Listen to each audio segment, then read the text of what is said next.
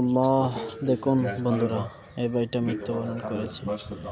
তাকে কাফনের কাপড় পরিধান করানো হচ্ছে।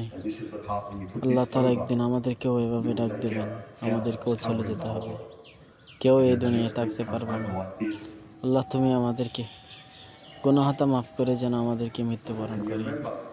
ইয়া আল্লাহ, আমরা পাপী হয়ে যেন মৃত্যুবরণ না করি। আল্লাহ, তুমি আমাদের গুনাহটা মাফ করে যেন আমাদেরকে মৃত্যুবরণ করেন। আল্লাহ, আমরা জাহান্নামের আগুন সহ্য করতে পারবো না মালিক। তুমি আমাদেরকে জাহান্নামের আগুন থেকে রক্ষা করো।